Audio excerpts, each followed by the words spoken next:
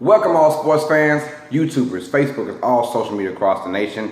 Uneducated Network presents Uneducated Sports Talk. I'm your host, Carlos Clayton. Our last episode, we just got finished talking about fantasy football when it came out to the quarterbacks, your do's and your don'ts. Now we're talking about the tight end area, fantasy football for tight ends. Before we get into that actual topic, we will continue our 32 for 32, which is 32 NFL teams in 32 days. And today, our featured team is the Oakland Raiders. So, without a shadow of doubt, let's go ahead and talk about them right now. Oakland Raiders came off a very successful season, their first time making it to the playoffs since God knows when. I think 2003 when they made it to the Super Bowl and got blown out by the Tampa Bay Buccaneers.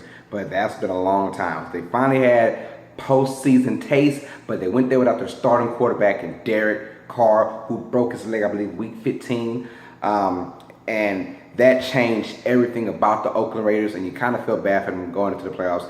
Not only were they going to win that division, the AFC West, but they could have had a chance to make it far into the playoffs and probably been in the AFC Championship game if things went right for them. And you never know, could have won it all. You just never know. But that team is very deadly when they're clicking, when they're on.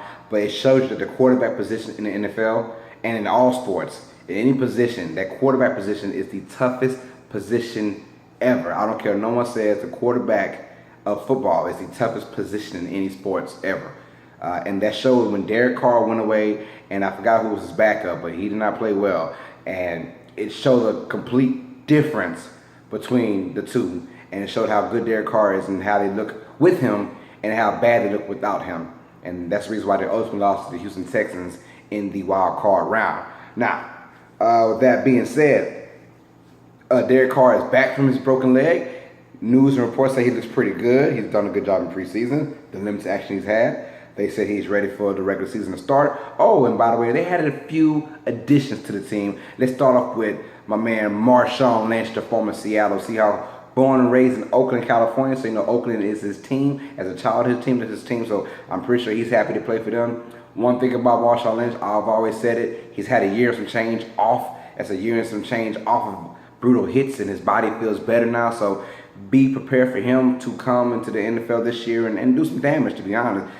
As a running back, who wouldn't like it when you're in your late 20s or your early 30s to get 1 year off? Now, you might want to get paid for that year, but who would take 1 year off and just feel completely good and rejuvenated to come back the next year? That's what I think is going to happen with Marshawn Lynch. I think he comes back and he proves a point this year. But he's not the only face that's come to a different team. Cordell Patterson as well, the speedy wide receiver from Minnesota. Can't really call him a wide receiver because he did a lot of his damage on kick returns, special teams, punt returns, that kind of stuff. I won't label him a bust because he's not a bust. It's just what team you're on and who's your quarterback. He played for the Vikings for so long now, and they've never had a really, really good quarterback. They had Teddy Bridgewater that 1 year, but he wasn't a down the field, throw it kind of quarterback. And Cordell Patterson is a go route kind of guy. So maybe in Oakland things kind of change with him, but I don't really see him playing too much in the offensive setting because you do have Amari Cooper and you have a Michael Crabtree as well on the outsides, which is very good for Derek Carr. And that they were rolling, man. They were rolling going into the playoffs, and you felt the momentum going in. And then all of a sudden, when he broke that leg, not only was I upset, but all of Oakland Raider fans nation were upset, and all basically New England Patriots haters were upset because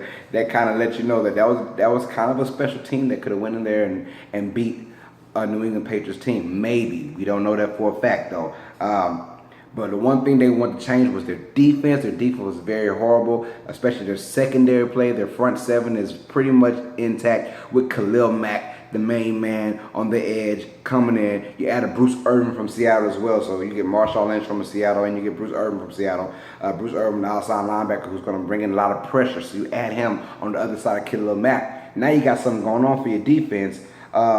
And oh, by the way, field position should be always good for you guys. You have one of the most exciting young punters in the game. Yes, I said punter, right? And Marquette King, he's bringing some kind of swag to the punting game. He's a very young dude, African-American dude, but he can kick the hell out the ball. And I've seen him in action, and he makes it look easy, and he makes it look fun.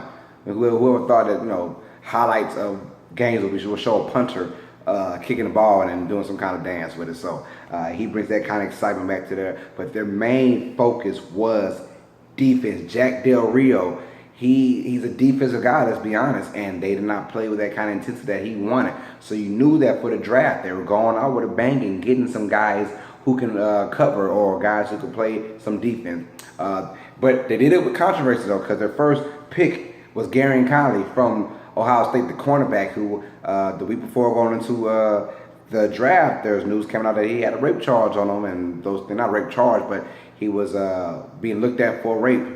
And that hurt his draft status big time. He was going to be a surefire top 12 pick. The Raiders got him at 24, which is a steal at these charges, which I haven't heard anything about it at all. So it looks like he is. I read he is going to be playing in the regular season. He is coming off a shin injury, so that kind of limited him so far in the season before the season started. But he will play, I believe, in the season 4, or if not, he will definitely play in the season opener. Preseason game number 4. If not, he'll play in the season opener. And then you have their second pick, Obi Meladofanu, who's from UConn. He's another safety, a physical specimen for them, and he's the type of guy he's still raw, but he's so big and he's so fast and talented that he can be put in any position. They like him at the free safety, like him at the strong safety, like him inside the box. They like him being their rover kind of guy. So he's going to be their rover if everything goes well. He was plagued by injury as well, but he did play in week 3 against the Cowboys for preseason, and he might play in week 4 as well to get some reps under his belt because he's going to need that. And then the third overall pick was Eddie Underlew's defensive tackle from UCLA. And he was hurt pretty much a lot of his career, but in 2014, he was a straight-up beast. They are hoping that they get him for the 2014 version of him. Now, the Oakland Raiders, I'm going to be real with you guys. Last year, I believe they finished 11-5 and missing out on the division, something like that. But we're going to go ahead and give these guys some good news. All Oakland Raiders fans, I have big, high hope for the Raiders.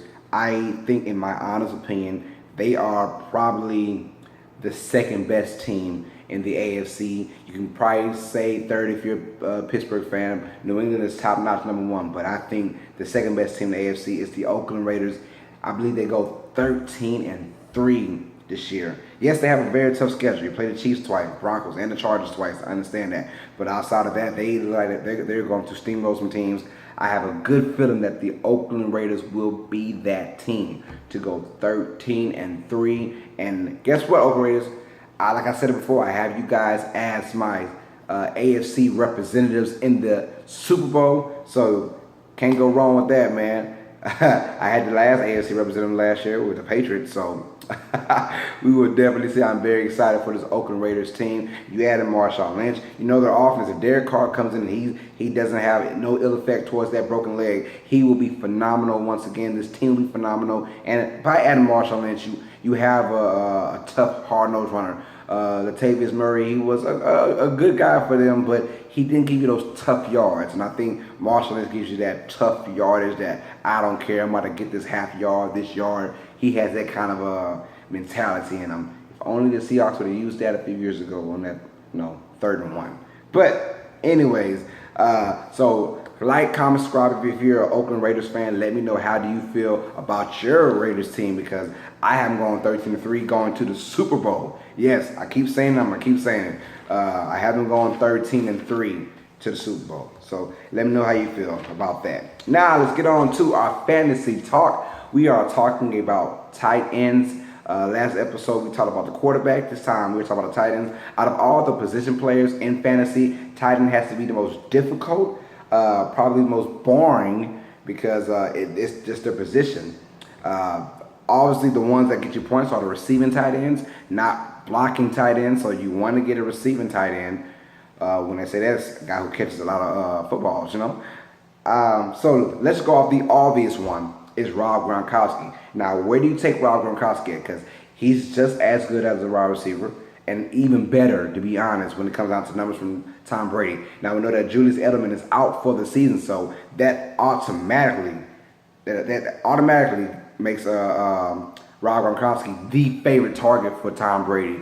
So here we go. Now, my thing is, he is probably the only tight end I would say you take in the first round, maybe. But I'm talking if you have a 10-player team or a 12-player team, you have to be that 10 through 12 to get him because he is not worth a top 5 overall pick. I don't think so. I wouldn't put him that high. One, he's injury prone, so I wouldn't mess with him as my number 1 overall pick or a top 6, 7. But if you're one of those guys in the ladder, because if you're playing in the snake draft, you get him 10 through 12, and then you can also get you a running back at the 13, 14, or 15 pick, something like that. If you're doing a snake draft. So I do think he is a late first round grade, but if you want to give him in the second round, that is perfect for him because he's gonna, if healthy, Rob Gronkowski is gonna get a lot of catches. He's gonna see a lot of action. He's gonna do a lot of good things for this New England Patriots team because Tom Brady has a lot of weapons. Yes, Edelman went down, but we all saw what happened last year when Gronkowski went down. Other guys just stepped up. That's what the Patriots do. They always just step up. So he's your main guy. After that, I'm not really touching anyone till about at the earliest 3rd, 4th round. When you got Travis Kelce, you got Greg Olsen, you got Jimmy Graham. But I'm telling you, out of those guys, Jimmy Graham might be the guy for sure who could be a 3rd round pick. I see him having a big year this year. If Russell Wilson and that team comes together like I think they will, I think Jimmy Graham will be the 2nd tight end off the boards. To be honest, Travis Kelce is having a great year, and he's going to get a lot of touches with Alex Smith. But the thing is, they're so vanilla. The Chiefs' offense is very vanilla. So Travis Kelce is not going to get as many yak yardages. You know what I'm saying? That's yards after catch. So that can plague him. You're basically hoping on touchdowns for Travis Kelce. So hopefully we'll see what goes on. But if I'm a Travis Kelce fan, I'm going probably about. I would go late 3rd round, early 4th if you want to get a Travis Kelce because, like I said, he will get a lot of receptions, but yak yardages, that's not about to happen with this Chiefs team. Greg Olsen, do not touch Greg Olsen. I wouldn't get him until probably the 5th round, and that's being generous because we got to see what happened with Cam Newton. When Cam Newton went down or he started playing real funky, well, that in turns made Greg Olsen play funky. So I'm kind of, with Cam coming off his injury, we'll see how he plays out. He hasn't played in the preseason game yet, or maybe he has, I just haven't looked at it. But will he be ready to go out there? If Cam is hurt, this team is going down. They've already added weapons to help him out in a running back and a receiver, wide receiver weapons, but that might take away from targets from Greg Olsen. So I would not pursue Greg Olsen until about the 5th round to see what happened with Cam as well. But if I'm going Travis Kelce, 4th round, late 3rd round, and Gronkowski, late 1st, 2nd round if you want to get him. But I doubt he'll be there after the 2nd round. So if you're talking about Gronkowski, then you have Jordan Reed, and like I said, Jimmy Graham. I think Jimmy Graham will be the next guy. Jimmy Graham is probably going to be a 3rd round pick. I would go that high. I think he really has a special year this year. I think the Seahawks are just going to revamp, and they're going to do some good things this year. I think Jimmy has a big year. I'm looking not 1,000 yards, but I see a lot of touchdowns in his future. I see a lot of touchdowns. I see about 800 yards receiving to 900, and I see at least 10 touchdowns from Jimmy Graham. That's just how I feel about that. Then now you have your mid-tier team, your mid-tier players, I mean. You have the Kyle Rudolphs, the Tyler Eiferts, and then you have Delanie Walker. Out of those guys, I'm a big Delanie Walker fan. Mariota still hasn't had the weapons on the outside that he wants, so Walker will get a lot of touches. If you are looking for that guy kind of late, I'm talking 6th, 7th round, you want to get a tight end, and you haven't had one yet, I would definitely go with Delanie Walker. Delanie Walker has the speed, and he's shown that he is still the number 1 ace when it comes down to receiving production and just being on the field, and someone that's reliable, a target for Marcus Mariota, because let's be honest, he hasn't had any outside reliable targets, so he's been going inside the whole entire time. Delanie Walker is a perfect spot at that 6 through 8 range, 6 to 8 round range, because the guy's going to produce numbers. I'll tell you that. And he for sure produces at least 7 touchdowns this year. I get a feeling with that. Kyle Rudolph, I won't touch him. I will wait probably 10th round. Tight ends is very tough because then you get to a certain point where it's kind of sketchy to get these guys. Kyle Rudolph, I won't get him probably to about 8th round. He sounds like an 8th round kind of guy. Only because we don't know the quarterback situation. Sam Bradford, he's going to dink and dunk a lot, which will get Kyle Rudolph some touches. But like I said, the yak yard, same thing with Travis Kelce this year. I think now Travis Kelce and Kyle Rudolph, I'll take Travis all day just because I think Travis can make things happen more run after the yards after the catch. I think he has that capability more than Kyle Rudolph. Rudolph is a catch it and get hit and fall down kind of guy. I'm more of a Jason Witten type. But the fact is, I don't think the Minnesota Vikings offensive line is fixed like people are hoping it's going to be fixed. So I see Sam Bradford on his butt a lot this year once again. You have Zach Ertz in there as well for the Philadelphia Eagles. Carson Wentz is pretty tricky now. They're going to go to the tight end a lot this year because they still haven't figured out their wide receiver. So Zach Ertz and Martellus Bennett for the Green Bay Packers. I'm going real sky high with those guys. Martellus Bennett only because you have Aaron Rodgers throwing you the ball. And we know what Aaron Rodgers can do with a tight end who can run and catch, a receiving tight end. And Martellus Bennett is one of those guys who's going to get fed because he can block and he can also catch the ball. Martellus Bennett is going to have a good year. So I say outside when you say Gronkowski, when you say Jimmy Graham, I will probably go with the Martellus Bennett somewhere in the 4th or 5th round. I really would because he's going to show that he's reliable. And a lot of times we've seen great receiving tight ends from Green Bay come in, but they haven't produced. I think that Martellus Bennett is a proven veteran who will come in and make a difference for that Green Bay Packers team. He's a big dude, a big target, and Aaron Rodgers is going to love every bit of him. Martellus Bennett is very high on my list. Zach Ertz is high because that Carson Wentz offense, they're going to go to the tight end a lot, and they do a lot of stretch plays. So I think Zach Ertz will get a lot of yards per catch. So that's pretty good in your fantasy as well. If you're going with a PPR, I'm going with Jordan Reed. If it's a PPR league, Jordan Reed is going to get a hell of a lot of catches for the Washington Redskins because he plays with Kirk Cousins and they're going to throw the ball a whole lot and he's part of that situation. I think if it's a PPR league, Jordan Reed is a top 3 tight end. You'll go with Gronk and you'll probably go with Travis Kelce. Then you're going with Jordan Reed because Jordan Reed is going to get looked at a lot for this potent Washington offense, and Kirk Cousins is going to find him and he's going to do damage. Hopefully he can stay healthy. That's just Jordan Reed's only problem. He hasn't really been healthy for a full season. I know he played him, I think, a bad shoulder 2 years ago, and last year he missed a few games. So I think this year, if he's healthy, he'll be just fine, man. Especially in the PPR league, you might want to get him very early in the PPR league. After that, guys who don't understand, for the guys who don't really know football, and you go with Antonio Gates, but you don't know Hunter Henry, well, pump your brakes. Antonio Gates is no longer the threat he used to be, and I think Hunter Henry has surpassed him up. Hunter Henry I will put him in before I put Antonio Gates in. Antonio Gates is basically a shell of himself.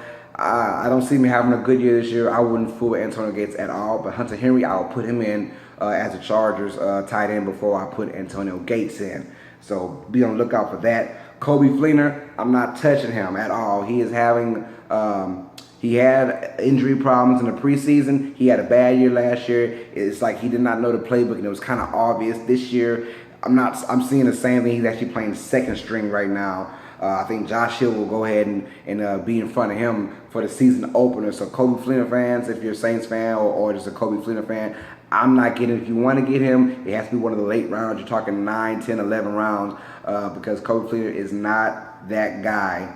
He's having some problems, so I would not go high at all. His draft status is going down, in my opinion. And people want to talk about Jason Witten. Where would I put Jason Witten at? Sit him. Jason Witten is basically there just to block now. And to get key third downs. You're talking 3rd and 4s, he'll give you 5. 3rd and 3, he'll give you 4. But Jason Witten is no longer getting you 20-yarders. He's no longer getting you those 15-yard catches. He'll show it every now and then. But now with this revamped Dallas offense with Dak Prescott basically having the reins, he's throwing more to the outside now. We've seen quarterbacks, the last few Dallas quarterbacks that come in and Tony Romo, he's throwing it to the tight end when Jason Witten was his go-to guy. Well, Jason Witten isn't the go-to guy anymore. You got guys on the outside who are actually playing very well. Dez Bryant as well, those guys. So I see Jason Witten production going very down. So all you Cowboy fans or any fans of Jason Witten, I'm not going with Jason Witten unless he's your backup tight end, and that's way, you're talking 12, 13 rounds. So I would basically just sit him out. But now we're talking about the rookies. Where do I have Evan Ingram and OJ Howard? And people are asking me, who would I choose over the two? Well, if I'm going straight football analytics, I'm going with OJ Howard because he can block very well and he can also pass catch. And if we're going with fantasy, I'm still picking OJ Howard because Evan Ingram, he's a young stud and he's basically a wide receiver playing tight end. The only problem is there's other guys on that team who want and need the ball more than him. You have Odell Beckham Jr., and you have Brandon Marshall, and Sterling Shepard as well, a guy who's had a year under his belt now. Those guys will find their touches, and I think Evan Ingram will probably get lost in the shuffle for a lot of the year. When Eli Manning's going to get the ball out quick, that is Evan Ingram's only chance, but I think OJ Howard will produce yards and points because it's only pretty much Mike Evans on the outside. Now you got OJ Howard, who's probably going to produce yards and touchdowns, to be honest. And that's why I like him in our fantasy. So out of those two, where would I get? I would probably get Evan Ingram probably somewhere in the 6th, 7th round if he's available. OJ Howard, I will go as high as the 5th round, maybe late 4th round, depends on your draft status. But I will go in the 4th round, 5th round pick. Just in case guys start falling off, especially if you have a 10 or 12 team draft, you got to get it as many guys. OJ Howard is going to be a very good player. He's a big weapon already. He's got someone who's looking after as well, Cameron Brate. So they're going to have a great attack when it comes down to those two tight ends, and I think that Jameis Winston will use that to his advantage. So I pick OJ Howard. I'll have OJ Howard before I pick up Evan Ingram just because there's so many weapons for the Giants as well. He might get lost in the shuffle. And sleepers that no one's really talking about. Benjamin Watson. He was hurt all last year. The former New Orleans Saints 2 years ago. This year, last year played with the Raiders, but was hurt. He is back now. Flacco needs help with the offense. I think Benjamin Watson has a big year. So if you're looking for a sleeper tight end that no one's talking about, it is Benjamin Watson for the Baltimore Ravens. I will put him up there.